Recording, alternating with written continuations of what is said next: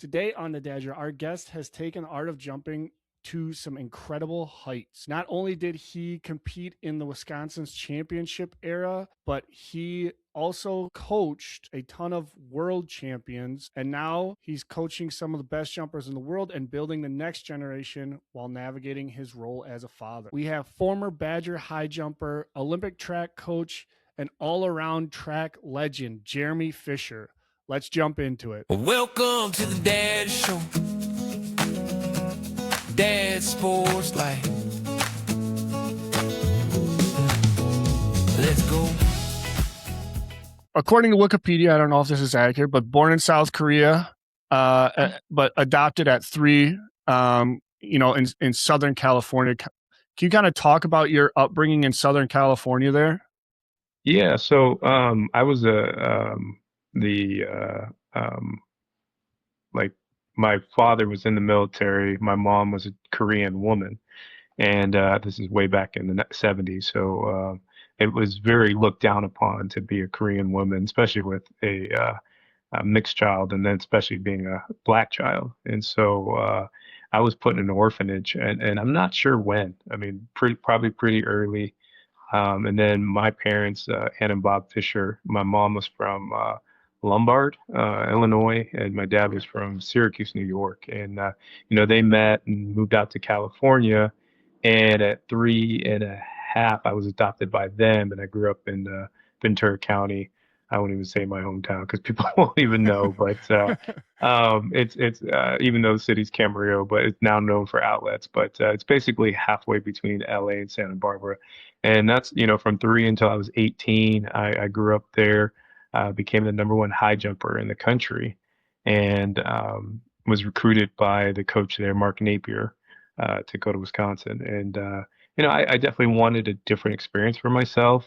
My dream school kind of was to go to UCLA because it was 45 minutes down the road. And, I looked at like Stanford and Cal and a lot of the West Coast schools. And I just was like, I want something different. And Wisconsin was really building something.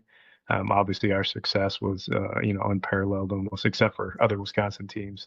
And so, it was a great upbringing. Very small town. I think had like 20,000 people. Everybody knew kind of everybody.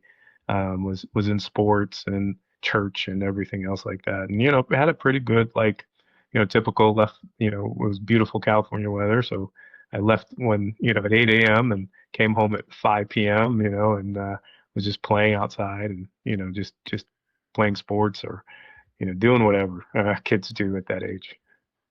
Talking about those earlier years of sports, what did that kind of look like for you? Was it try everything? Were your parents okay with you trying, all these different sports, or did your parents maybe kind of guide you and say, "Hey, let's try this sport instead"? Um, I just had a lot of energy. So my parents were like, okay, do whatever sport you want. I mean, I tried Boy Scouts. That was too, I think, structured and not enough. I was like, okay, I love the adventure stuff. I love, the camping and I love all that stuff. But, some of the more meticulous things like building things and stuff wasn't for me. I just had this energy. And then, I played soccer, was actually a really good soccer player, went to Europe at 12, because I was pretty good at soccer, but it just wasn't cool to be a soccer player back then. And then, I fell in love with basketball and I wanted to be the next Michael Jordan, but at 5'9", even though I could hit my head on the rim, it doesn't matter. And I remember playing my junior year in the tournament, and I thought, okay, my senior year I'm going to do this and go, maybe D2 or something like that, or whatever, D1 maybe. But I realized that okay, these guys are 6'4", 6'5", and I'm good, but these guys are just so much better. Where I didn't start high jumping and track until I was a sophomore in high school, and right away I jumped 6'11" 3/4 as a sophomore, 7'2" as a junior, and 7'4" as a senior. And so for me, it was pretty just also I'm kind of gravitating more towards track and field because I like the individuality, in basketball, like, as a point guard, you give someone a nice assist and they miss and it's so frustrating, right? And in track, everything, whether you jump high or don't jump high, or you jump far or don't jump far, you get in what you put out of it. And so If you put in 70%, then you're not going to have good results. But if you put everything into it, you know, things happen, but 9 times out of 10, you're going to have success. And I enjoyed that aspect of it.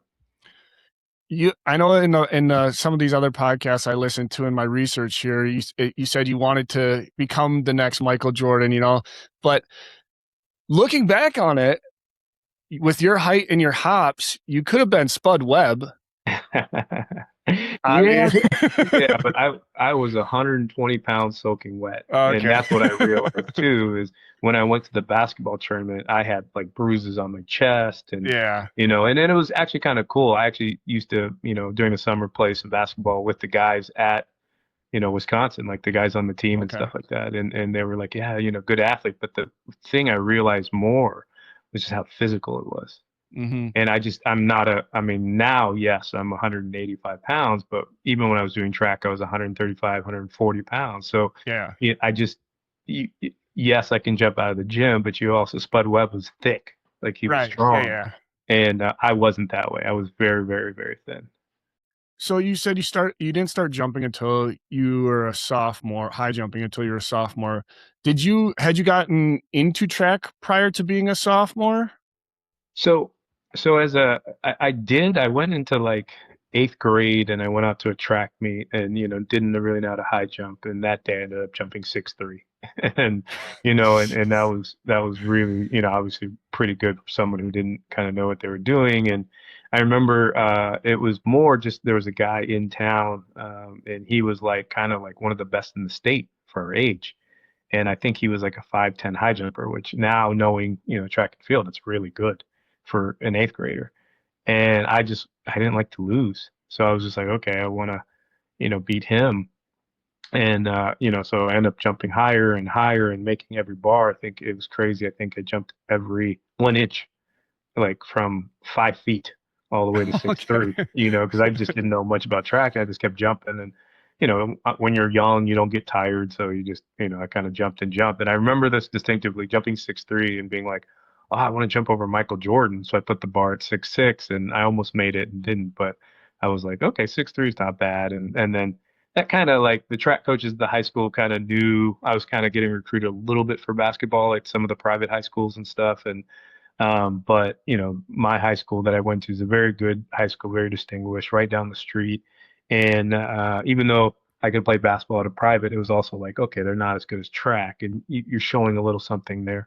And I actually got hurt as a freshman, so I didn't do track, and so that's kind of why I started as a sophomore, and just kind of kept getting better week by week and meet by meet. Between the 6'3" jump and, being able to dunk in eighth grade, was there a point you can remember just being like, okay, I have like this natural ability to jump, like I have the spring? For sure. I mean, it was funny because I was kind of taller. Now that I'm just average, right? But I was kind of like taller than everybody else through, grade school and almost up to middle school. And then when high school, I remember one of my teammates, he was like 5'7", right? And I was always taller than him, and he was our backup point guard. And I remember coming through our sophomore year, and he's 6'6", 6'7", and I'm just like, okay, I wish I could grow like that, and he played at 5'7". It's almost like Anthony Davis story. So all his skills from being, 5'8", 5'7", now is into a guy who's 6'7" and developed. And yeah, it's funny. He actually played it at Minnesota, and so we got to actually see each other while I was at Wisconsin. And it's but for me, it was yeah. All of a sudden in eighth grade, I'm able to dunk, and by the time each year in high school, it's just easier and easier and easier. And and it'll go into the story I kind of tell later about my coaching aspect. And for me, for basketball, we didn't come from a lot of money, and there definitely wasn't available like all the personal coaching and stuff like that as there is today. And there's no way we could have afforded personal coaching anyways. But then I still went to basketball camps. Like I, mowed lawns, worked at a paper route, did all this stuff, and I got to go to like Matt Johnson's basketball camp and Pat Riley's basketball Okay. camp and all those things. And so for me, I was like, okay, I'm going to be, college basketball player. I'm going to be, kind of whatever. But I never was taught the skillful art of basketball until, I started playing AAU summer, and I had a great coach who taught me a lot of those things. But I kind of realized playing during the summer that I just, I'm not going to be Jordan. I'm not going to be that guy because I'm not going to be 6'5". I'm not going to be, 6'6", and I'm not, uh, 180 pounds in high school at my height and able to jump out of the gym. So Yeah. I think that's kind of also something that, kind of made me gravitate towards track and field for sure. We talked a little bit about you kind of looking up to Michael Jordan. Once you started like really getting involved with track and field, whether it be like high school or college, to the point where you were loving it, was there anyone that you watched in track and field that you can remember having any sort of impact on you? Oh yeah. I mean, it's not even that. And I think this is probably why I ended up getting into coaching. I went to Wisconsin and, I did molecular biology, nutritional science. I wanted to, potentially go to med school or do something in the medicine field, like to potentially working for like, some of the pharmaceutical companies or something like that. But I knew my mom was a nurse, and I just kind of gravitated and really liked that. And I remember being at practice and I'm watching Reggie Torian, and Reggie, obviously football player, Hall of Fame, track athlete, national champion. And I would just watch Reggie and I just saw that he moved different.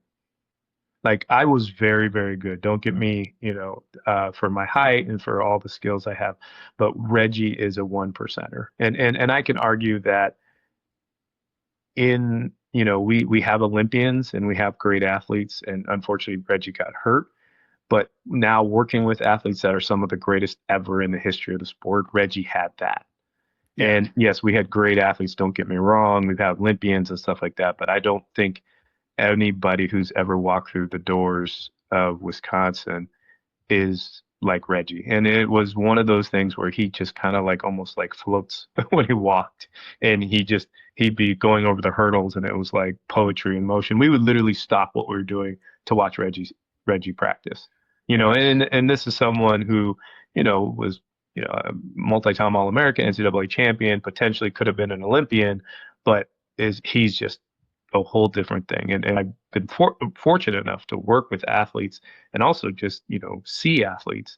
And he definitely, like, at the time, I was just like, wow, he's crazy. He's ridiculous. Like, he's unbelievable. And it's, I mean, I really feel that if Reggie had, the non-distraction focus, he could have been a or Hall of Fame football player, or he could have been the world record in the hurdles. It's just, unfortunately his injuries caught up to him a little bit. Um, between your eighth grade and 11th grade for jumping, sophomore year jumping, what was the learning technique like there? Because I can assume it felt a little bit unnatural. Maybe not so much the curve if you're like throwing down reverse dunk. You know what I mean? Like Yeah, coming yeah. up under the No, hoop, that and is exactly what it is. Yeah. No, you're So 100% right on that. So, the only reason I know that, I was a high jumper in high school and we had to do those drills. So yeah, no, and it is. I mean, that if you're basically going like crossover and trying to like, if I tell people like you don't have a high jump mat, but you have a basketball court, just work on reverse dunks, reverse layups for girls, and you're working on that curve approach, turning your body and doing all those kind of things. And so you're 100% right. Like that's one of those things where it's like there's an auxiliary technical work where you may not have access to being able to high jump, but that could really benefit you. And even for me, like when I was in a rut, I'd go and do, 10 reverse dunks, and I just feel getting vertical and, twisting my body and all that. So no, you're 100% right in that. But, going to high school, I think it was just kind of one of those things, it's kind of like outliers where it was like, things happen not because of 10,000 hours, but because I was kind of fortunate in that. I mean, it's always one of those things like I can stay modest in what I do because I was adopted. I mean, in all actuality, I could have been homeless right now in Korea, right? yeah. And but I'm not. I was very fortunate to be able to go to great high school, great college, live in a great house, been successful even post that. But um, if if you look at like everything that happened, it was like we had one of the only all-weather tracks in Southern California. Like back in the 90s, there wasn't a lot. And in my county and in our school, there were dirt tracks all over, but my high school happened to have a all-weather track. Not just an all-weather track, they had a high jump apron, right? Okay.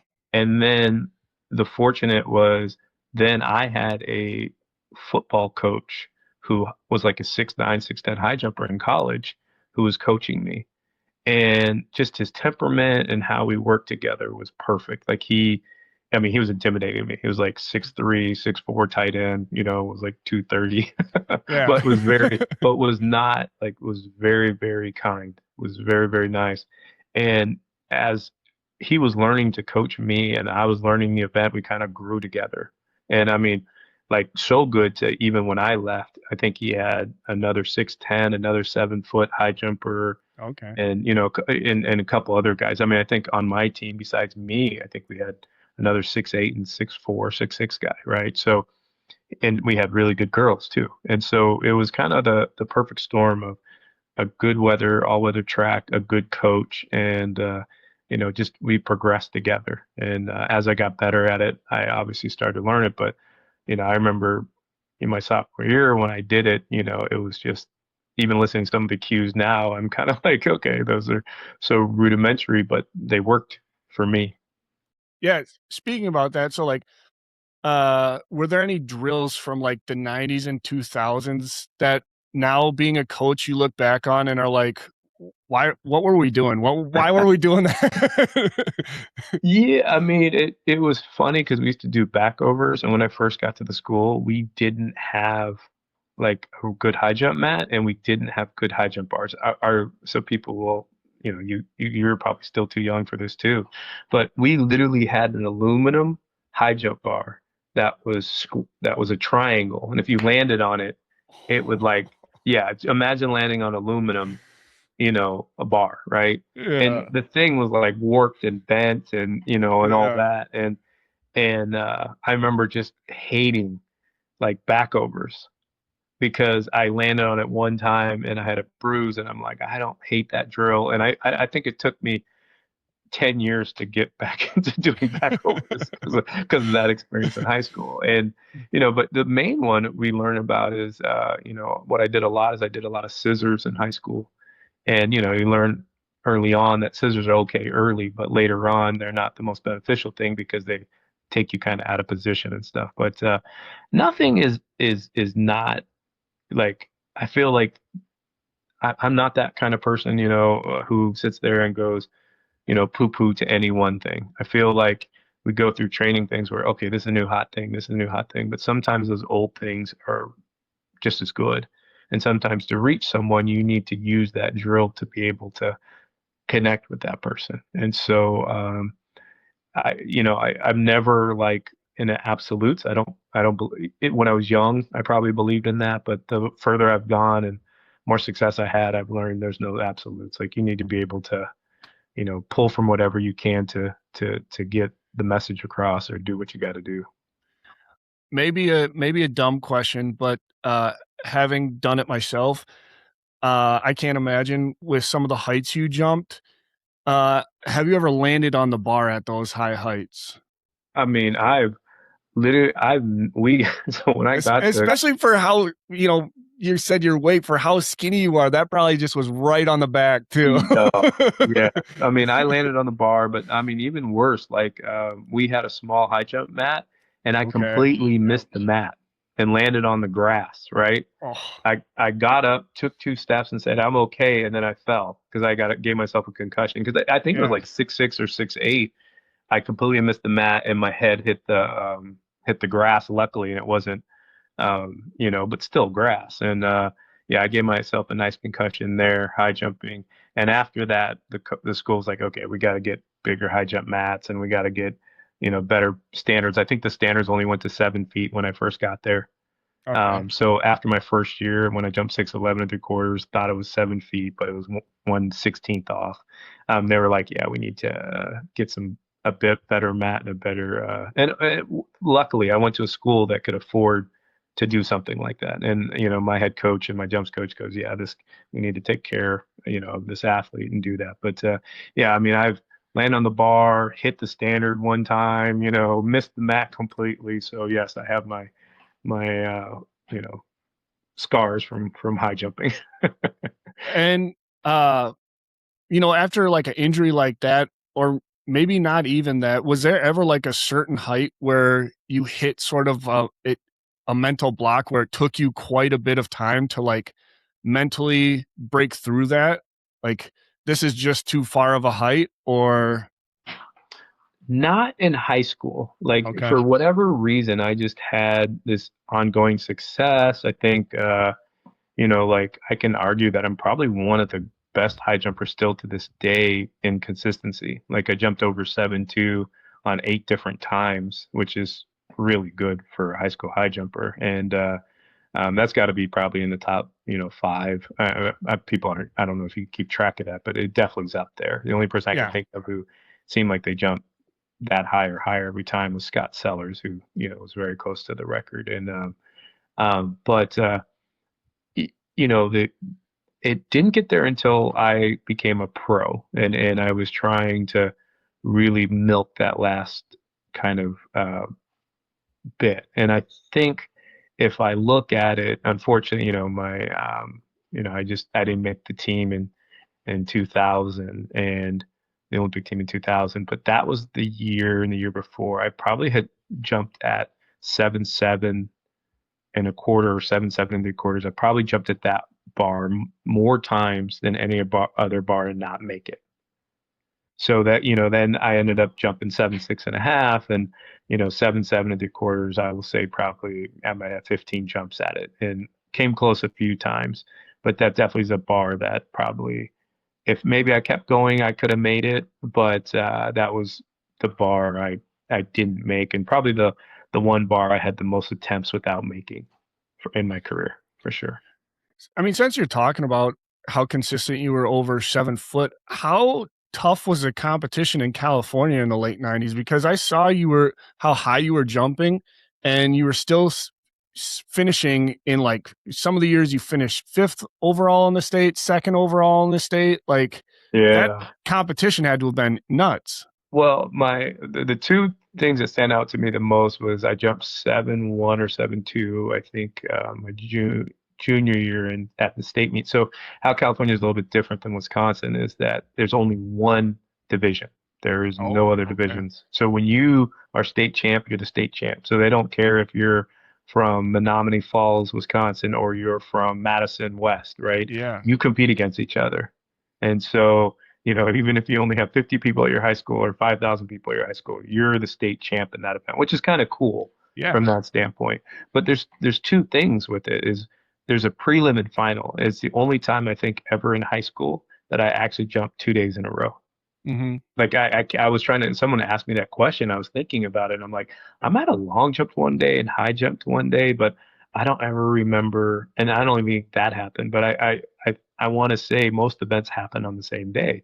But at the Yeah. state meet, you definitely have rounds. And I was like, I don't think I ever did that ever, you know, except for the state meet my sophomore, junior, and senior year. So that first, it's like, getting yourself up to make the final, which did for us, jumping higher didn't take a lot, but then coming back the next day. Mhm. And yeah, I jumped 7'1" and got second. The guy jumped 7'2", and I was so disappointed. And my senior year, I jumped 7 feet, and I actually left the door open for the guy to beat me. And but he would have had to have a huge PR. I think he would have had to PR twice that day to do it, but Okay. he easily could have. I just was so wanted to win the state meet. I think I kind of stressed myself out a little bit. But the only other time that I jumped high and didn't win was I jumped 7'2" at indoor nationals my senior year, and this guy Eric Bishop from Georgia jumped 7'4" and 1/4. And so imagine jumping 7'2" and finishing second place at a high school Right. meet. It was just like wow. And and Eric and I, we end up being really good friends and stuff. And but it's yeah, it was we had some great jumpers. I think even in the state of California, I think we have 3 or 4 guys who jumped over 7 feet when I was a senior in high school. So So between that competition and you also got invited to US and World Junior Championships in high school, do you think those experiences and those competitions at such a high level in just high school helped you transition from high school to college? um, I will say this. It wasn't the best experience for me at Junior Worlds. And again, it was a prelim final kind of thing, but it wasn't even that. I was just the latest I'd ever competed in track and field was June the 5th or 6th or something crazy like that, right? It was the first weekend in June. And here I am in I think August and or I think it was August and I'm competing at a track meet. I was so burned out. I was just tired. I mean, I think as soon as I got back, I was leaving for college like in 2 weeks after that date, right? And I was physically and mentally just exhausted. I remember like having to take 2 weeks off before I even left because I was just like not motivated, not driven. And then I got there and I was kind of like, man, I wish I would have stayed focused and trained because I really wanted to do something here. And I just had a terrible day. And but then the next year when I made the junior team, I ended up, finishing runner up. But I don't I don't think athletically it prepared me for that. I think college was a whole different beast that we can talk about. That just was like so much transition, and great experience, but it helped mold who I am. But yeah, it was cool to compete at that level. But I think sometimes too the hard part is that when you compete at that level, then it's like I remember one time we drove in a snowstorm and it took us 8 hours to get to Minnesota to do a meet, right? Mhm. Like three-quarters of the teams didn't show up because the weather was so bad. So it ended up being a dual meet between us and Minnesota. And like I'm just like I feel like I don't, from 8 hours sitting, I don't feel like crap. Practice wasn't going well, and I'm supposed to compete at a dual meet in Minnesota, and I just am not motivated, right? And I'm trying to jump, and I'm always trying to, put my best foot forward. But I think, as a freshman, you're learning so many new things, and I think it's just so different, And so, going to a meet like that, World Juniors, and then going to like a dual meet against Minnesota or kind of whatever was harder. But then there was opportunities where, yeah, I was excited to shine and I jumped well. Like, for us, it was way back then. It was Sea Ray relays in Knoxville, Tennessee, and Mount Sac relays out in California, where I kind of grew up, and Penn relays because of such a big thing, and Drake relays. Unfortunately, though, the weather was so bad always, but it was just cool to have that many people there. And then obviously conference and nationals. You try to but I think sometimes when you're at that level, it's harder to get motivated for some of those smaller competitions for sure. With all the accolades you had throughout high school, at what point in high school did you start getting recruited, and what did that process kinda look like for you? It's back then. We have no internet. We have no cell Right, phones. I right. mean, it's phone calls. I mean, right about, I think about 6 o'clock till 8 o'clock. And I mean, I worked. I mean, like I said, I had a job. So catching me was hard. I think you could catch me on probably Saturday, not even Saturdays because I was working, but probably like Sundays because that was the one rule. We, went to church. So it was like Sundays. Um, went to church in the morning, and then I was able to work, but we couldn't work until we had to have family dinner. So if I did work, it was like from 12 and I had to be done by 5. So I think Okay. people knew they get a hold of me Sunday night, but you just got hundreds and hundreds of letters from every school across the country. Research done on schools was done in a book in the library. It wasn't like, you didn't have this beautiful internet and all these resources. And my parents, like, they weren't athletes, and so this is just a whole new process, and it was daunting and it was challenging, and yeah, for me, I think unofficially I probably went on 5 visits, and I only went on three Okay. official visits, which was Wisconsin, Indiana, and Auburn. And I canceled the rest of my visits. I think I was going to go to Tennessee or Arkansas, and all the close schools I did unofficials like UCLA, USC, Stanford, all those schools. So but yeah, it was. it was daunting, a lot more daunting, a lot more paperwork back then. What season did you take your visit to Wisconsin? So this is crazy. So we had the big earthquake. That's my nickname to all the Wisconsin people is Shakes. So that was Okay. my nickname all through college. So if you meet, if I'm with my roommates or my teammates, they're always like Shakes. And the reason they call me Shakes is because we had the big Northridge earthquake in '94, and it was like a 6.8, and everything's shaking. We have these, the epicenter was 45 minutes from my house, and we had these aftershocks, and I'm sitting there like, we're on edge, right? And so I didn't even know if I could fly out because that happened probably like Monday or Sunday or Monday, Tuesday, and my trip was, I flew out Friday, Saturday, Sunday, Yeah. and it was January, I want to say, like it was like dead of winter, January. I think Yeah. everyone just got back into school and stuff, and Coach Naves was probably it was only his second year there, right? And he'd been at Blinn Community College, and he's a Florida State guy, and he's like sitting there selling ice to Eskimos because I'm just sitting there going, if a Florida guy can do it, a Texas guy can do it, then I guess a California guy can do it. And he's recruiting. I mean, we had unbelievable recruiting classes with Mark. I mean, he's a hellacious recruiter. Now he's the head of IMG track and field academy, and but Mark brought me out in January, and I go, and I remember Prime Quarter Steakhouse. Yep. Still there. Yeah, so we went to Prime Quarter for one of our meals, right?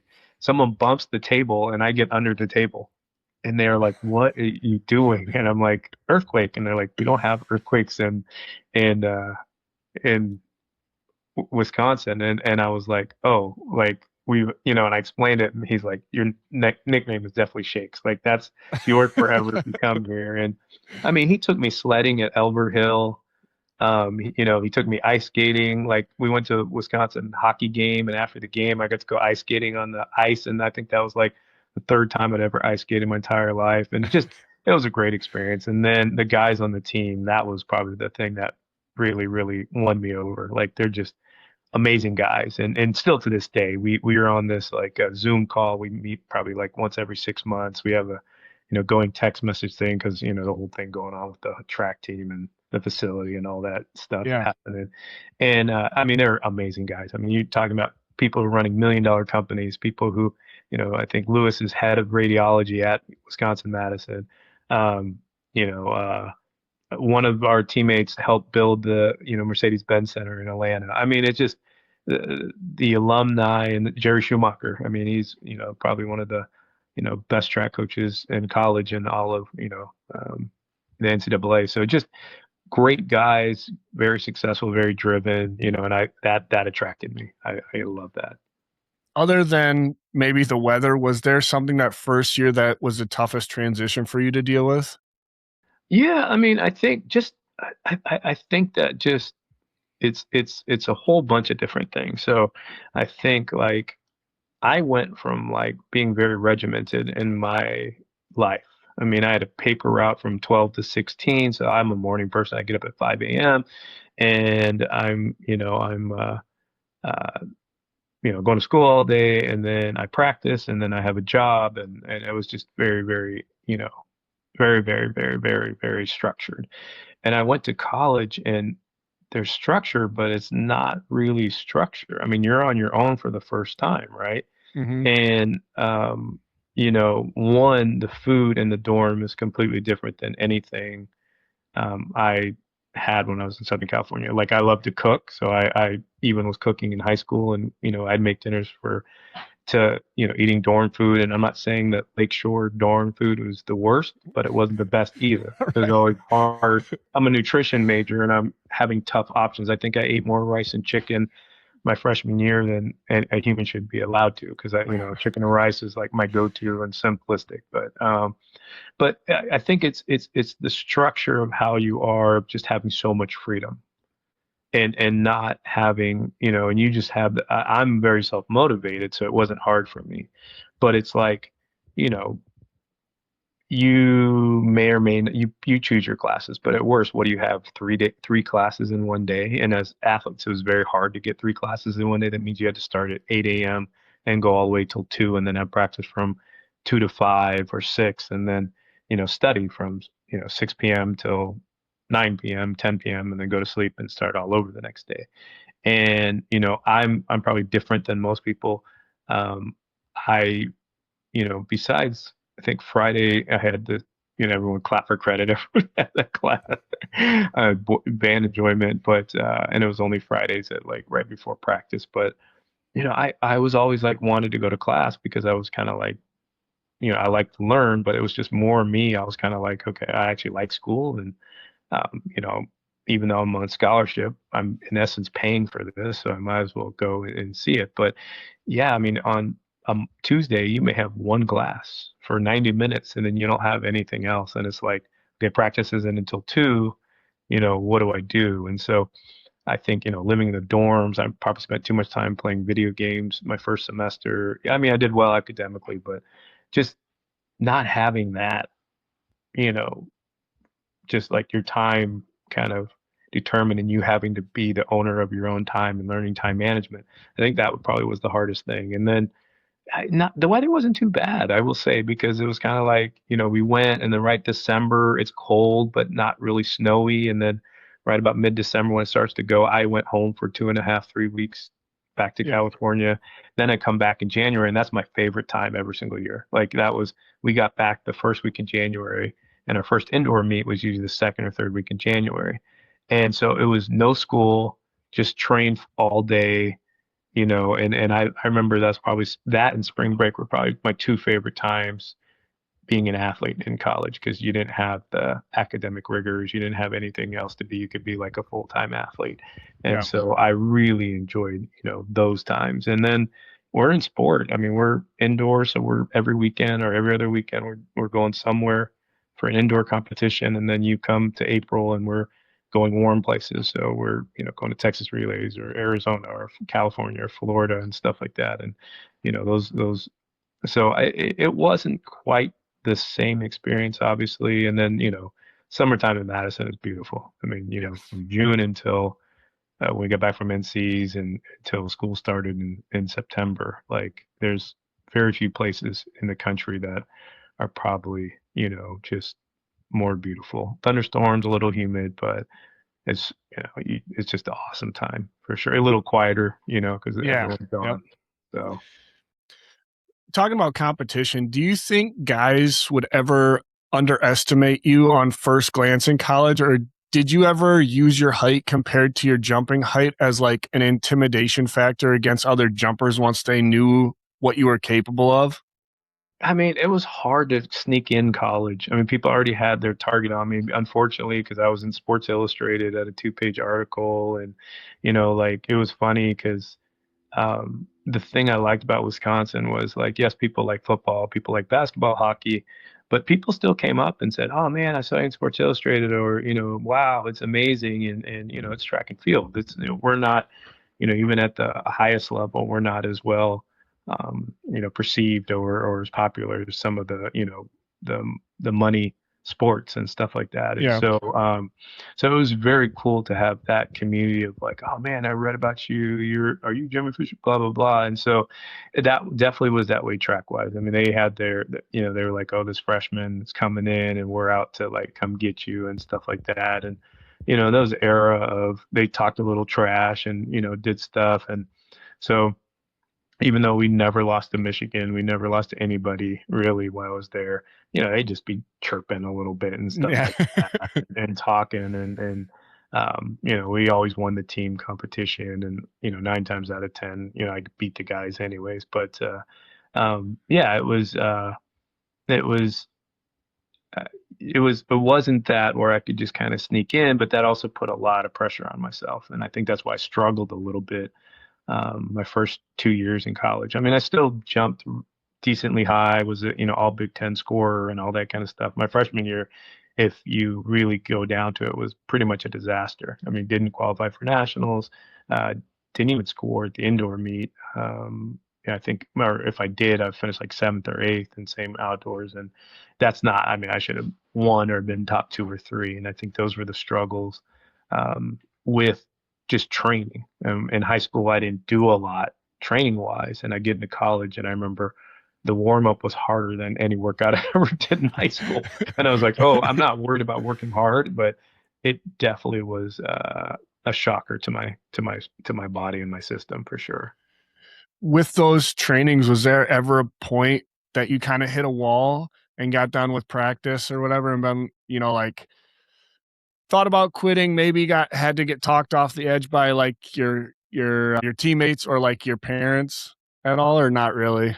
I mean, it's a different era. Like you can't just leave to leave, right? I mean, Sure. back then compared to now, I mean, now you just at a whim you can go in the transfer portal and leave, and and things like that. And the my era was different. I always use this scenario. It's like I had an AAU coach, and the rule was if you're not paying attention, he'd throw a ball at your face, right? So I'm not talking, but my teammate's talking, but I'm not looking at coach. I'm looking at my teammate, right? While he's talking. The ball hits me right here and I get a bloody lip and I'm pissed and I'm like, I wasn't talking, right? And he goes, you know the rule. The rule is pay attention when I'm talking. You pay attention or you get the ball thrown in your mouth. That's the rule. So I go home and I got a bloody lip and mom goes, well, what's wrong? And I said, coach threw the ball at my face. And I'm like, but I'm pissed. I wasn't talking. And she's like, well, what's the rule? The rule is pay attention when I'm talking. If not, I'll throw the ball. Because she goes, well, what's the problem with that? If you were paying attention, you could have caught the ball and it wouldn't hit you in the face. Yeah. And, that's now like that coach would be thrown in jail, for child abuse, right? And so but that was my parents too. So like after my sophomore year, when I felt like I was working so hard, and things weren't going the way I liked, I talked a little bit about transferring closer to home, like UCLA or somewhere just to be closer to home. And my parents said, no, you made a commitment. Wisconsin gave you a full scholarship. You're getting free education. Your ass is staying. You better figure it out. Like you better, whatever coach says, you need to do and you need to follow it. And after that, it just, everything started to click and started to get better. I mean, I think I think I finished like top 4 or 5 at C's, and, outdoor, the team finished fourth at nationals. My senior year, I think finished fourth or fifth indoors and, was runner up at outdoors, but it really made a change that conversation with my parents of, like, no, you've got to make the changes and you've got to adapt and you got to see this thing through. So I think that was probably the only time. The work was never kind of one of those things. I'm a hard worker. I had no problem with the work.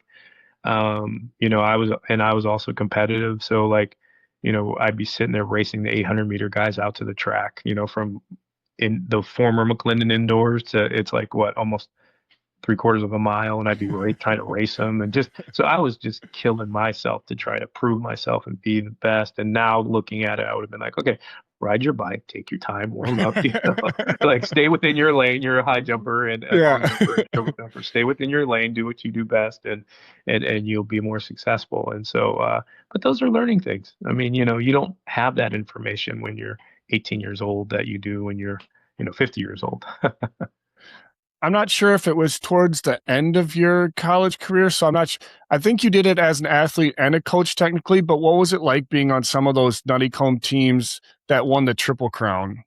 So yeah, so we won my freshman, sophomore, and junior year. So we won the Triple Crown my freshman, sophomore, junior year, and then my senior year we went second, second, second. So cross country got second, indoor and outdoor got second, and I don't know who we lost to in cross country, but I know we lost to Minnesota indoor and outdoor that year. Okay. And it was, lost by a little bit, and but it was great. And so I laugh all the time because every time I see Greg Gill, I think Greg Gill and I were second at NCAA indoors, and so we always go. He's Appleton guy, and I always go, "Hey, 16th place, how you doing?" So, but yeah, so we were on that Triple Crown, and then I stayed on as like an administrative assistant, grad assistant for a couple of years, and then I was with Jerry when their team got second, and I was there to help recruit like Matt Tagenkamp and Simon and a lot of those guys, and I was helping cross country out, going to cross country season, doing that, and then right as I left, the team was winning here and there and stuff like that, but I was kind of at the end when they started recruiting a lot of that team that won 4 in a row, and that's Solinsky's group and all those guys who won 4 Triple Crowns and ended up winning an indoor national championship. And so it was cool to know that like I was on the floor of building that. And so that's why it's hard for me to see kind of where the track program has gone as far as like importance. I mean, people can say different things. I'm so far removed. I give a little money to the athletic department and to the school, and that's about it. And I don't even go to Wisconsin that much. Like I'll do the high school coaches association. I did bring my wife and daughter, my first daughter, my second daughter was just born a year ago, so we haven't been. But every 3 or 4 years, I do the coaches clinic. So I come and I say hi to Nutty and go see the facilities and stuff like that. But I'm not in there. Like I don't get back for alumni thing because I'm a track coach. So that's when I'm busy is when they're having Right. events. But I mean, it's the to know that we are probably the most successful program in on campus and in the history, and just to see kind of like, oh, we're building this $280 million facility and track is kind of an afterthought was kind of sad. And and a little bit, it makes me question the leadership at the school, not from a um, kind of like, I even understand today's athletes. They don't give a crap about the shiny castle. They just want to get paid. Mm. Like that's what it is. So like, University of Miami doesn't have the nicest facilities, but you know what? They have a NLI guy who's giving them money, and you see they played in the national championship, and they had one of the top recruiting classes in the country, and they're probably playing again soon, right? And so it's like you don't have to have these, Oregon like, Penn State like facilities. Yeah. You just have to have NLI, and you have to have a collective, and you have to have all that. So to see kind of that they spent $280 million on that instead of trying to bring a higher level athlete in, and obviously secondary track being kind of treated like a tertiary thing, it was kind of sad a little bit. And but I mean, I don't even. Someone told me we don't have a chancellor, we don't have a president, we just got an athletic director, and We just got the athletic director. Yeah. yeah, and so like, which it seemed like just what I read, it was a very mixed kind of. Some people like him, some people don't, but it's kind of like one of those things where you didn't really do much. So like, I guess it's a wait and see, kind of see how we're doing. Yeah. On that, so on those Triple Crown teams that you were on, what was that like from a team aspect? Because if your overall team is not that good, but track is a very individualistic sport, right? Yeah. But Yeah. if the rest of the team can compete how you're competing, I assume it has to be like electric every meet. It's not even it really is like, it's funny. I don't remember the meets. It's practice and Okay. how holding ourselves accountable. I remember, we'd get into it sometimes with teammates and stuff like that at practice when we didn't feel like they were putting in effort or they were complaining too much and stuff like that. So it's the culture that we built, and that was huge. We weren't this get together and rah rah and everything else like that. It was just like at practice. That's probably when we held the most accountability to anybody. It wasn't at the meets. We weren't in there like cheering, going, "Oh, go Big Red," whatever Yeah, we were right. trying to do. It wasn't like that. It's like we were like almost surgeons, meticulously going in and just, you know, um, taking care of business. But at practice, like I think that was the most times when people kind of get into it a little bit as far Okay. as like holding each other accountable. I remember getting into it a couple times at practice with teammates and stuff like that, and nothing like, you forgive them, hours later or even minutes later. But I think that's the most, if there was any kind of confrontation, or if there was any kind of, but the culture was like, no, this is the way we do it. And if you don't like it, go see the door. And that was what was awesome about those teams. And I mean, that's what you remember. You remember going out to Elbert Park, or not Elbert Park, but going out to Black Hawk and running the stairs and running the hills and throwing up, and stuff like that. And your freshman and senior initiation was you had to do it in your jock, which would probably be illegal now. And then just running out to the track, and then we spent so much time. Probably spent more time in the indoor McClellan than football did, because I think Barry, when he was there, he was like, if we're playing, all the fields are pretty much grass, And so if we're playing on grass, he wanted to practice on grass. And then if they wanted to practice on turf, they would come inside, or if conditions were really bad. But I think during Barry's time, and I think that's why the teams were so tough, I think they spent 95% of their time outdoors, and I very uh, fairly recall a couple times them coming in, and we'd have to stop practice on the turf and go to the indoor track because they changed practice. But yeah, that though I remember those teams being pretty much outside all the time, during football season and stuff. So late 90s, early 2000s for Wisconsin, they had some legendary coaches. For basketball, you had Bo Ryan, Dick Bennett. Football has Barry, obviously. You guys had Coach Nuttycombe. Was there something that he always preached to you guys as athletes that you find yourself still using today? Well, we have all these Nuttycombeisms. The coach had all these like little sayings and stuff like that. But it's the culture aspect, really, right? It was like we will be treated like adults if we act like adults, right? And so he was not the best like motivational speaker kind of thing. Like Barry would come in and talk to us, and we'd be like, "Oh, we're ready to knock down the wall" or something like Yeah. that, right? So in my time when I was in college, Pat Richter was the AD, Barry was the head football coach, basketball coach, a little bit overlap with Dick Bennett, and his son was on staff obviously too.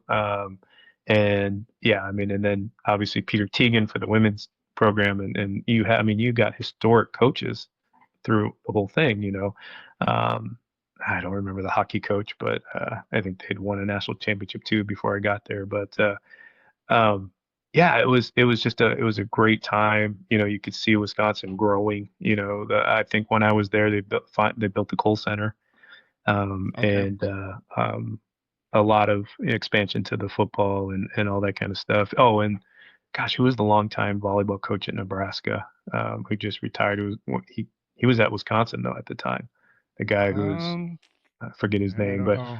unfortunately, I'll think of it later. But he was super successful at Nebraska, but he was at Wisconsin, and they were good, and obviously not the success they've had recently. But yeah, it was a great time, to kind of be there. We had, legendary strength and conditioning staff people, which is even impressive. Later, as I got into it, I was like, wow, but I forgot that person was there, and so it was just I kind of joke that it was like you went from the 80s where everything was horrendous and the athletic department was trying to sell off pieces of itself to the 90s where we had Rose Bowl champions, we had so much success, we had so much growth, we had so much more money, we had so much building. And so it was a fun time definitely to be part of both the track program and that. And Ed is he's just his personality and how he is, he's just amazing and Hall of Fame, the most winningest coach in Big Ten history. He actually have an award that's called the Doc Patton Award, and he surpassed him. He was a swim coach in Indiana. He passed him as the Okay. most successful coach in Big Ten history. Yeah. Wow. You talked about your starting your coaching career, so to speak, after you graduated. Between, in college, you had, took second in the 2 national championships in a row, made the top 10 ranking twice. You competed in 2000 in the Olympic trial. I think you got Yeah. 7th there. Yeah. Was there any reason you chose to go directly into coaching instead of pursuing a professional career or working towards another Olympics or qualifying for another Olympics? Well, it's funny. So I kind of like when I didn't make the team in 2000, and it's all on me. I finished second indoors that year, and that same height that I made indoors, if I'd have made it outdoors, I would have made the Olympic team. So Okay. I just got caught up, and it was this. I just psyched myself off the team, right? Mm-hmm. And so, but I told myself I need more. I can't just be training. I want to get this master's degree because I fell in love with coaching over that time too. And so I went out to Cal State Northridge. It's about 45 minutes from where I'm from. And I was training, not really competing, but I was training. I was working on my master's degree in exercise phys and biomechanics, and I was coaching. I was supposed to be a GA, but I ended up being a full-time coach. And even at Northridge, it was kind of very successful early on. I mean, I had literally national champion in my second year of coaching at a school that never had a national champion, right? And then recruit another kid who won a national championship, and recruit another kid who won another national championship at Northridge. So I had 3 national champions in like 4 years, and I had my fingerprints on every one of those. Kind of either I brought them in or started the recruiting process, whatever it was. And in 2004, I was like, okay, I was coaching, I was doing all this stuff, and I pushed some of my other stuff off the table. Finished my master's. I was teaching classes. I stopped teaching classes. I was teaching like exercise phys, labs, and golf, and strength and conditioning classes at the college. And I pushed all those aside and said, I'm going to train for 2004 Olympics. And so I started training in September. Went to my first meet in March.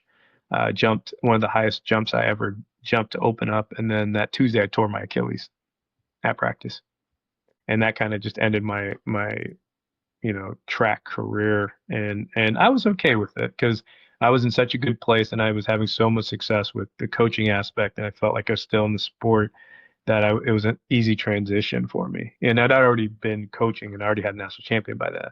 And so then finally, after 2004, I was kind of like, okay, now I'm ready for the big job. Like I'd been asked while I was at Northridge, like, jobs at like, major D1 schools, but I just felt like I want to finish my master's. I want to finish my competition career, and then I'll be ready for that next job. And so that next job in 2005 I took was at University of Oklahoma. Yep. And the distance coach at Wisconsin when I was there was Martin Smith, and he became the director of track and field at Oklahoma. And they had not won a conference championship in the Big 12 in over 20 years, and we won 2. Should have won a third one, but crazy things happened on that one. But we won 2 while I was there. Women finished 4th at nationals. I coached a couple of national champions myself, and and so had a lot of success from that coaching standpoint. And then from there, I was like, okay, this college thing, I don't really care for it because I see what's happening in college. It's the first time where I hear the rumbling of, oh, we're going to go to these big, huge power conferences. The talk back then was, people forget, but there was talk of Wisconsin, Oklahoma, Texas A&M, and I think Oklahoma State going to the Pac-12. And the Pac-12 blocked it, like some of the schools. And of course, Oregon State, Washington State were 2 of the loudest things. It being ironic that now the Pac-12 basically doesn't really exist. And those are the schools that blocked it. And then Oregon and UCLA and all them end up going to the Big Ten. And imagine what the Pac-12 would be if they actually took Texas, Oklahoma State, and A&M way back when they were talking about that a long time ago. Right. So I started hearing all that stuff, and just there was little things like, that athletes had to give approval for workouts, and now, and I'm like, I want to coach athletes at the highest level, and so, I moved back to California, worked with some NFL, Major League Baseball guys. My dad was sick. I was taking care of him, had this huge personal training business. And then in 2010, I was offered a job at the training center, and the rest is history. Talking about training athletes at the highest level, I'm gonna do something that you might not like here. No, it's okay. So I do a segment called Start, Sit, Redshirt, and we're gonna do it with some of your former athletes. Okay. So you got to start one, you got to sit one, you got to redshirt one. So we're gonna do Will Clay, Ricky Robertson, and Chris Bernard. Oh, okay. I'm gonna start Will because he's obviously. I'm gonna jeez. I guess I'll redshirt Ricky, the Olympian. And I'm sorry, what was the last one? So start, sit, redshirt. Redshirt, sit would be Chris Bernard then. Okay. Yeah. Well, you made it easier than I thought you were. No, it's hard. I mean, Will, obviously he's got 9 Olympic medals, so and he's the 3rd best triple jumper of all time, and so that'd be kind of hard. But Chris, he's they're all like family and stuff like that, so it's hard. But yeah, I mean, I'm just going off accolades. Right. Now, if you made me choose between Brittany and Will, that would have been a lot harder one.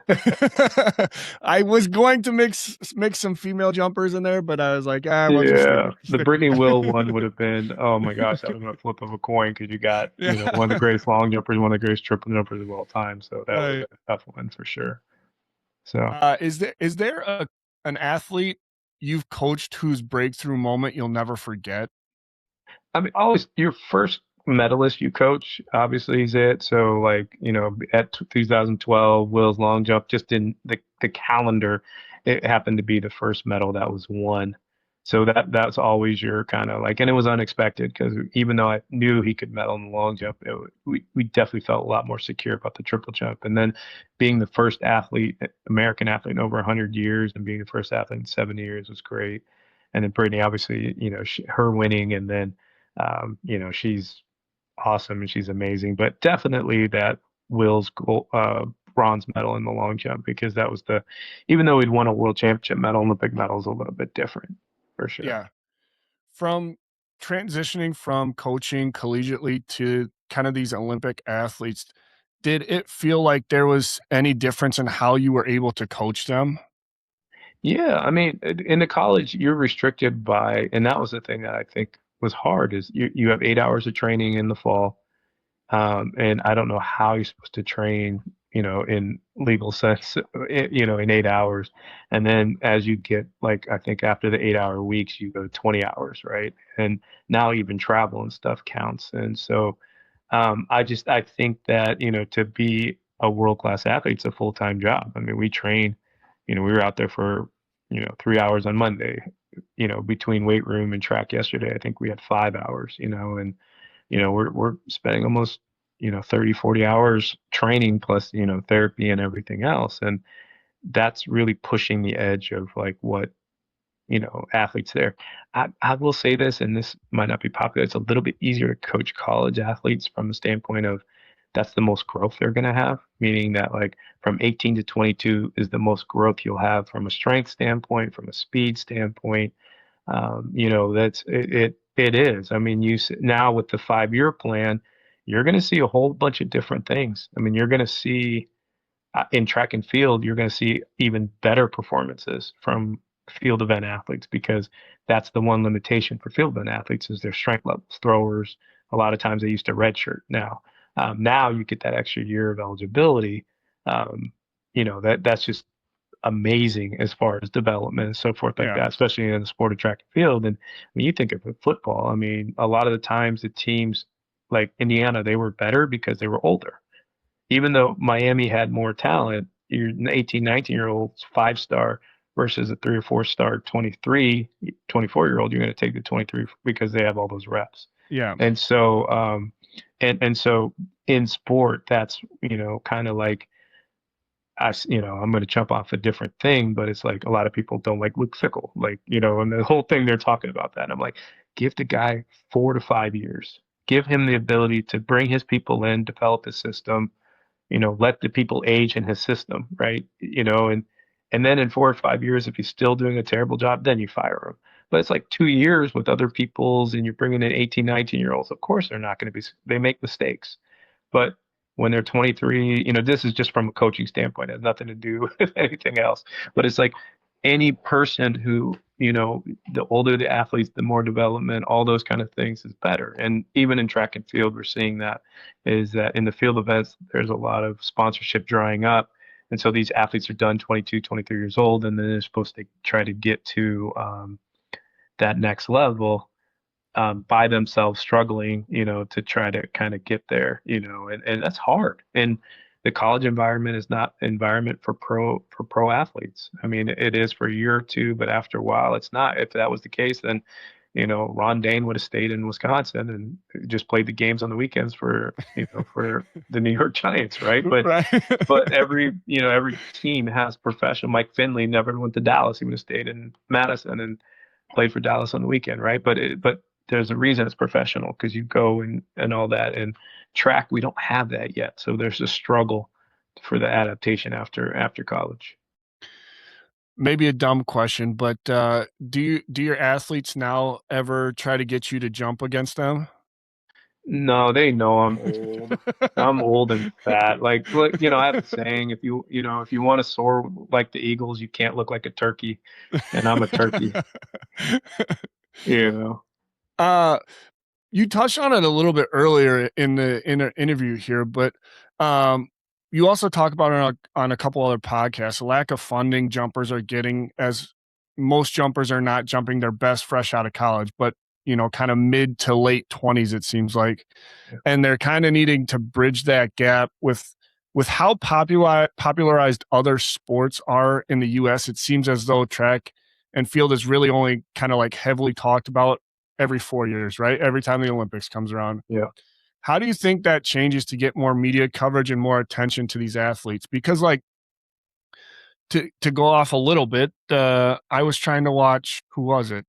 Taylor Kessner who throws for Wisconsin. She threw for Wisconsin this last year. I had her on and I was trying to watch her sectionals or regionals.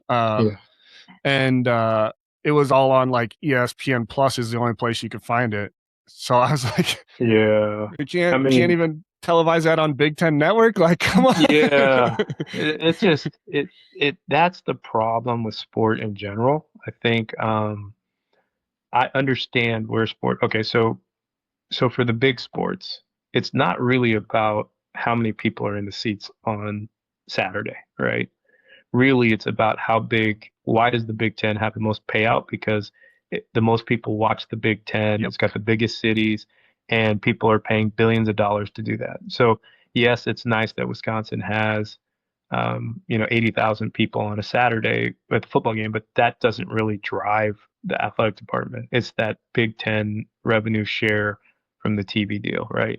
The NFL, I mean, the Lakers, you probably just heard, sold for $12 billion today. Why? Because one of the most global brands. I mean, they watch it in China, they watch it in India, all that. That's why someone will value that it's worth $12 billion. When, I think teams were selling for like $1 billion or $2 billion, like 4 or 5 years ago, 2, 3, 4 years ago. I'm like, it is probably one of the best things to buy into if you can, But the problem with Olympic sports is that they don't know how to kind of get that TV money and to transition it. So they're still, I mean, even the NFL and college has changed in what they've done. I mean, when I was a kid, we didn't even have, college game day. But now they have college game day. They make it a thing. People watch. They go from sport, whatever to whatever. They have the NFL Network. They have the NFL. You can stream it on so many different things. But the problem is that track and field thinks, oh, well, we're going to stream our stuff on USATF.tv, or we're going to stream our stuff on the Peacock, or we're going to do this. And I'm like, we don't have a good enough following to where people are going to do that. So right now, really what should be happening is free TV, right? Like people will watch if they can get their hands on it. But if you make them do one or two things to try to get to it, and this is me as a business person who, has grown my business and keeps growing it, understands. And the fact is, if at the end of the day, you got to know that you have a product there. And so track and field, yes, you're a track person. You have a vested interest because you interviewed someone and that's what it is. But look how hard it was to find that, right? So we may have lost a track person because it was so hard. And that's what they don't understand, is that they have to be able to make a model to where you grow your brand, right? So like it's almost like if I'm doing a brand today, how it differed was, okay, I'm making Wisconsin shirts, right? And back in the day, I made the shirts and then I went and I marketed the shirts. And you sold 1 million shirts and you're a millionaire, right? Nowadays, it's almost like I'm making all this content, I'm building this huge gathering, all of a sudden I have 1 million people, and then I'm releasing my t-shirts, right? And so we're trying to do that old model of we're still trying to like make the shirts first and everything else, like, and that's not today's consumer. Today's consumer is, let me get as much as I can of it, and then I'll pay for more of it, right? And that's where track and field fails right now. And a lot of sports fail. I mean, You alluded to it. If we could switch gears here, the Maximum Velocity Athletics, your business. Was the reasoning for starting your own business? I know you just recently had another child that you mentioned as well. Was that kind of the reason for for cutting back on kind of the international stuff and starting your own business? Yeah. I mean, I got into dad late. I had my first one at 46 and I just had my last one at 50, right? And so, I've done it. I've been to the mountaintop. I was traveling 76 countries, 49 states. I have almost 2 million miles on American Airlines, and I don't even want to know how many hotel rooms I was in. And that was before I got married and met my wife Tanasia, who's the most beautiful person. And I'm so fortunate to have two beautiful girls, girl dad power, and, Yeah. and it changes. And so we're going to Japan this year, but the only reason I'm going is because the family's coming with me, right? I do have to take a trip to China, for 5 days, but that's, consulting work and stuff that I have to do and do that twice a year. But if my family's not coming with me, I don't really want to do it, travel anymore. And so, but really it's not even that. It was more the fact that like there's so many layers to what I'm trying to build. And so MBA has really grown and really expanded. We have about close to 700 people in the community that pay for, coaching and all those kind of things. And but really like I want it, and we're building a new app. I finally, we're gonna beta testing it and we're gonna have the app released sometime this year. But my real big goal, and it was nothing to do with my financials, I want it to grow to 5,000 athletes and coaches across the world and the US use it, right? And with that, then my foundation would then support a training center. So Okay. we'd have a training center where there's a throws coach, like a shot discus coach, a hammer, javelin coach, a high jump, long jump coach, and our long jump, triple jump coach, and a high jump coach. We'd have like four coaches, a trainer, a strength and conditioning, and be at a facility out here, um, either established or potentially one day build one. And that would really help this the field events. And then that's where my heart is. And so that's the growth of what I'm trying to eventually get to. And because again, there's coaches who can travel. So like my coaches are going to work with me and they're the ones who travel because they're younger and they don't have families and they want to experience that. And I'm just, you come to us in San Diego or wherever we may be, and then the athletes go out because that's the big gap right now is there's 19 distance enclaves, there's 12 sprint enclaves in the US and no field event enclaves. Really? Yeah. I did not know that. Wow. Well, the three events that are supported in the US are the 100, the mile, and the marathon. Sure. And if you do one of those, you're supported very well. If you don't, then the support's hard to find. So I know you interviewed Destiny, and you could talk to her, and she's probably struggling a little bit with those things because here she is, she's running world-class times, but there's no sponsorship for her because Right. she's not in the mile, the marathon, or 100. or the 100. But if she was in the 100, she would probably have more sponsorship opportunity. But because she's in the hurdles, which is the strongest event in women track and field, period. I mean, you've got people who are winning medals almost, or indoor medals, who don't have sponsorships in those events. And so, unfortunately, she's got probably one of the hardest events in the country, in the world, to make Olympic and world championship teams. And the support is reduced big time, unfortunately. With the end goal with kind of building that, would you be looking for all age groups, or would it be more geared towards like people post college who are kind of trying to pursue like an Olympian type, or what would be the end goal there, I guess? The end goal would be initially we would do Olympic kind of that, but as it grew and if it was able to do that, then we probably support a youth aspect, and then we track is a universal thing, so we'd end up having a masters thing. I coach about 4 or 5 masters athletes from all over the world now, and I love working with them. So eventually we would go through the gamut of here's the post collegiates, here's the youth, and then here's the masters. A big one I'm getting now is I'm getting a lot of gap kids. And gap kids are kids who graduate high school who aren't quite at the collegiate level. They train with me for a year and then they go on to college. And I've had about 3 success stories in big time schools that they sign with because just that extra year of development and how good they've gotten. They've been able to, go to that school. Because for the parents, it's like, okay, I can sit there and send them out to Southern California, spend about $25,000, $30,000 for the year, and then they potentially will get a scholarship that will pay for the rest of their college. And so Right. we've been, and don't guarantee anything, but so far, and I'm knock on wood, we've been 3 for 3 with that, and I have 3 this year that Okay. are doing that. So Yeah. Yeah. That's not a bad option if you want to keep pushing. yeah. Mhm. So fatherhood. Let's dive into fatherhood a little bit. What taught you? This is going to be a stupid question, but what taught you more patience, being a coach or being a father of a 2-year-old when your 4-year-old was 2, the terrible twos? What taught you more patience? You know, I I will say this, like, and this may be, kind of wrong with it, but my wife and I, and probably like what I really struggled with when I first had my daughter was the ability to manage both coaching and being a father. I, for all the passion and time and stuff I did with coaching, I think I turned that into being a dad. So for me, it's like my coaching was like I take my daughter to school at or daycare at 9 a.m. and I pick her up at 3. So practice has to happen between 9:30 and 2:30. And before I used to stay at the track till 6 p.m. at night, right? Yeah.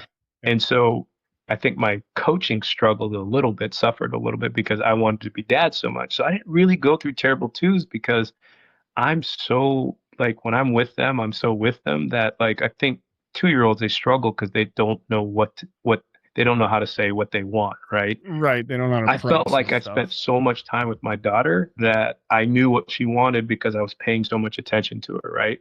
Yeah. So I mean, she wasn't, we didn't have a terrible two. Like she wasn't a lot of times having that, meltdown or something like that. I remember one meltdown, I think was at the San Diego Zoo, and that was because she didn't want to feed the giraffe.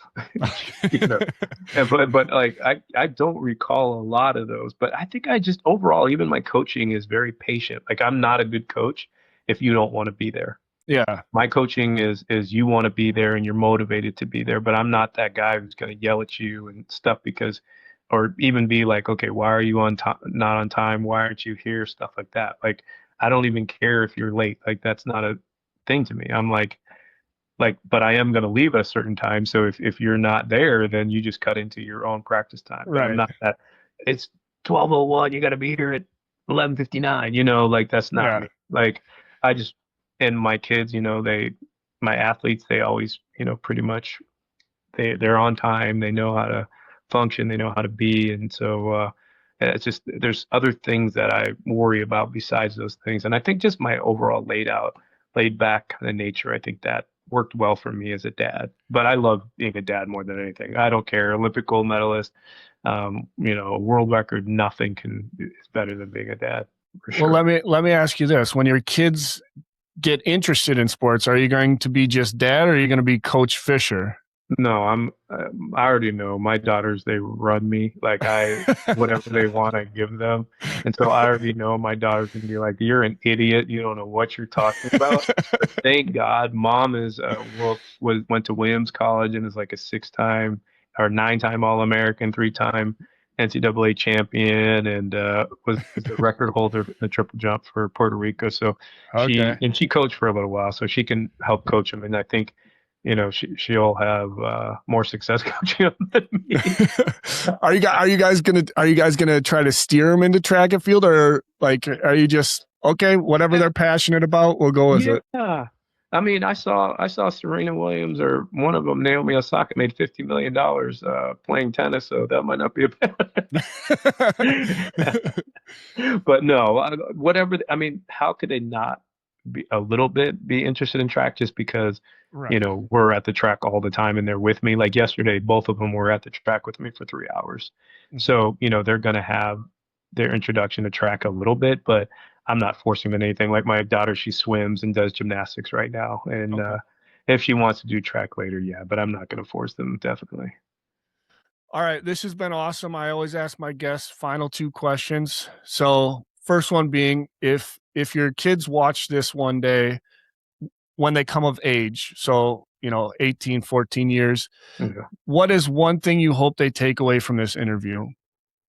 I think just how Wisconsin, especially since it's a Wisconsin kind of, I know Dadger and all that. I think how Wisconsin really molded me into who I am, and even the good, the bad, the not so good, not so bad. I think all that molded me into who I am, and I can never sit there and go, oh, I regret it or anything else like that. I think it definitely took me to the success and the level that I had. So that would be number one. Is how great my experience is with at Wisconsin. Lastly, we talked a little bit about it, but how do you think the Badgers will do this upcoming season, especially with Chris kind of holding the reins now? I'm going to give Chris a little time just because I think, so Wisconsin with Mick is so different than Wisconsin with the way we did not have foreign athletes on the team. And that's not a saying that it's good or bad. I'm just saying that we did it with Wisconsin kids. We did it with Illinois kids. We did it with Midwest kids, right? And then we sprinkled in some California kids, a Florida kid here or there. But we, maybe once or twice we had a couple international kids, but we were a very, like Midwest based team, and that's why we had so much success, right? And I mean, you look at it, right? The team that won the national championship, Chris Zielinski's from Spash, Jody, I think, is he from Wisconsin? I think he's in Wisconsin or Illinois, somewhere like that, who was one of the top decathletes. Demi Amoles from Milwaukee, and then we had a couple other guys who scored, who basically all Wisconsin, like Midwest guys, right? And and I'm not sure why Mick went so international and things like that. I don't think you need to, and there's nothing against that. I'm not saying that, but I'm saying that I feel like Chris will get back to the heart of what Wisconsin is, which is good old hard-working Wisconsin kids. They're going to find some diamonds in the rough. He's going to do a fantastic job there. He's going to hold people accountable, get that kind of environment back in of just that the Wisconsin way. That permeated through all the athletic department, football, all that kind of stuff. And yeah, we're not happy with Luke. We don't like to lose, but allow the guy to have his athletes there and his people there, right? Yeah. And I don't necessarily agree with air raid kind of thing and stuff like that, but because I think we should run the ball and the old system, but that's neither here nor there. But the point is, let the guy have time to put in his system and do what he does. Chris, give him time to have his system and do what it is.